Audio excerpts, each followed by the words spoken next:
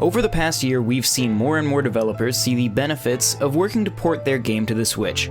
This oftentimes entails aggressively adapting the visuals of high-end graphic engines to run on what is ultimately a mobile platform.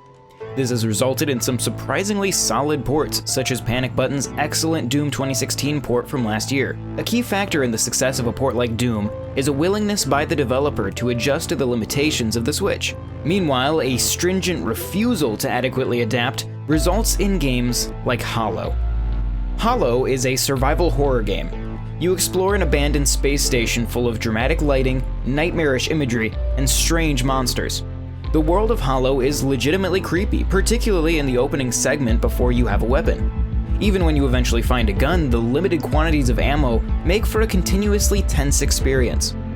Unfortunately, it's also an experience plagued by bugs, performance problems, and just plain bad goal communication. Relatively early on, you're told through narration that you shouldn't bother trying to fight a certain enemy type. The very next segment of the game expects you to kill that exact same enemy type.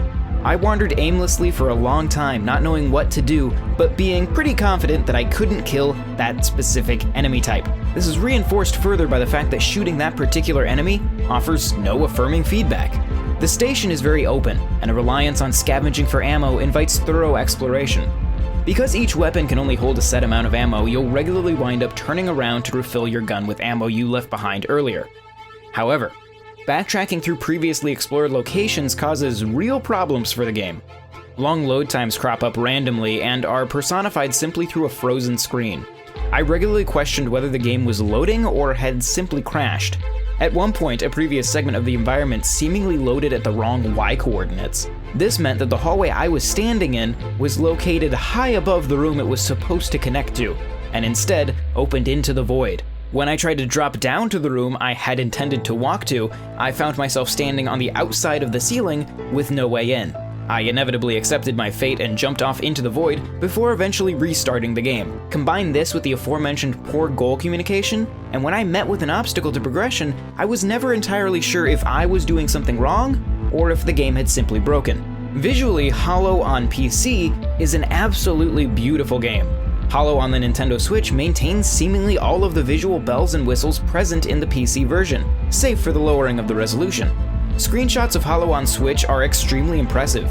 Motion blur, chromatic aberration, screen space reflections, film grain, and lens flare are present at almost every moment. So naturally you may ask how that's even possible. Well, the sacrifice is clear. Hollow runs horribly.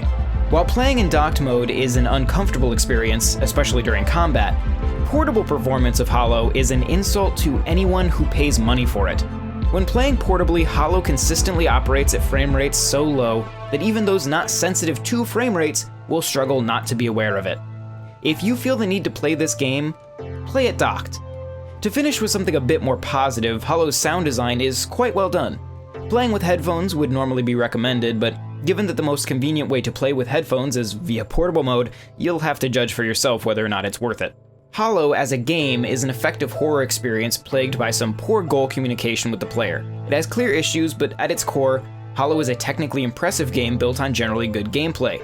As a port to Switch, this game is unfortunately an abysmal mess.